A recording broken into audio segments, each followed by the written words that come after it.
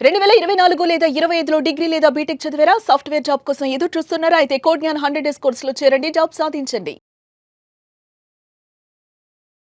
ఈ మధ్య కాలంలో పేరెంట్స్ చాలామంది పిల్లలకి ఎంత వీలైతే అంత సపోర్ట్ ఉండడానికే ట్రై చేస్తున్నారు. సపోర్ట్‌నే ఇస్తూ ఉన్నారు. హ్మ్.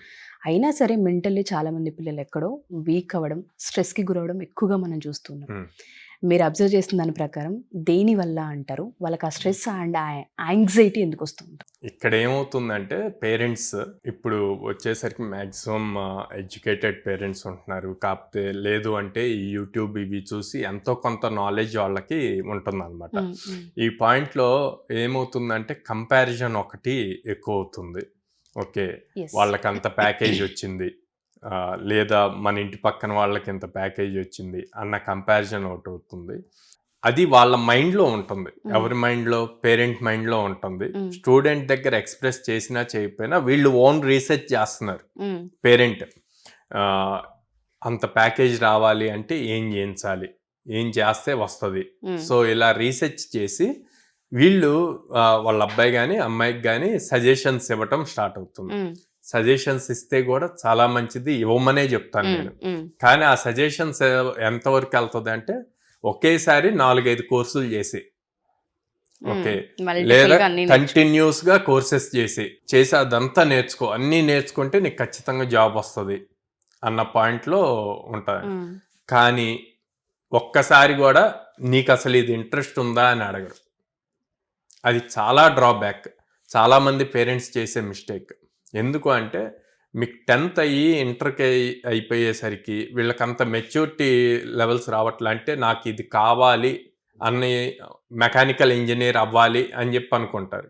ఓకే, మెకానికల్ ఇంజనీర్ అవ్వటానికి యాక్చువల్ స్కిల్ సెట్ ఏముండాలి, నీకు అసలు ఏం తెలియాలి అన్నది ఇంపార్టెంట్. నాకు తెలిసి మ్యాక్సిమం స్టూడెంట్స్ అంటే మీరు టైర్ 1 సిటీస్లో పెరిగే స్టూడెంట్స్ని వదిలేసి పల్లెటూరులో మన ఇండియా మ్యాక్సిమం విలేజెస్ నుంచే ఉంటారు. సో ఈ స్టూడెంట్స్ని తీసుకుంటే వాళ్ళకి కంప్యూటర్ సైన్స్ ఇంజనీరింగ్ అంటే ల్యాప్టాప్లో మంచిగా గేమ్స్ ఆడొచ్చు, అట్లాంటివి బిల్డ్ చేయొచ్చు అన్న పాయింట్లోనే ఉంటారు. ఫస్ట్ థాట్ గేమింగ్ రిలేటెడే ఉంటుంది. అదే మెకానికల్ ఇంజనీరింగ్ అన్నది ఎవరైనా డిసైడ్ అయితే వాళ్ళకి ఎంతసేపటికి మంచి మంచి మెషిన్స్ బిల్డ్ చేయొచ్చు, ఇంజిన్స్ బిల్డ్ చేయొచ్చు అన్న పాయింట్లోనే ఉంటారు. అదే మీరు సివిల్ ఇంజనీరింగ్ తీసుకుంటే కనుక స్టూడెంట్స్ ఎప్పుడు కూడా సివిల్ ఇంజనీరింగ్ చేస్తే మనం బిల్డింగ్స్ కన్స్ట్రక్షన్ చేయొచ్చు, అదే ఉంటుంది. కానీ రియాలిటీకి వచ్చేసరికి అసలు ఇవి ఉండవు. కాలేజ్ సిస్టంలో ఇవి ఉండవు. వాళ్ళకి మీరు అక్కడ రియల్గా సపోర్ట్ ఇవ్వాలి. ఏమి ఇవ్వాలి, ఎలాంటి సపోర్ట్ ఇవ్వాలి, గైడెన్స్ ఇప్పించగలగాలి. ఎవరైనా ప్రాపర్ మెంటర్తో, ఎక్స్పీరియన్స్డ్ పర్సన్తో ప్రాపర్ గైడెన్స్ ఇప్పించగలగాలి ఫస్ట్.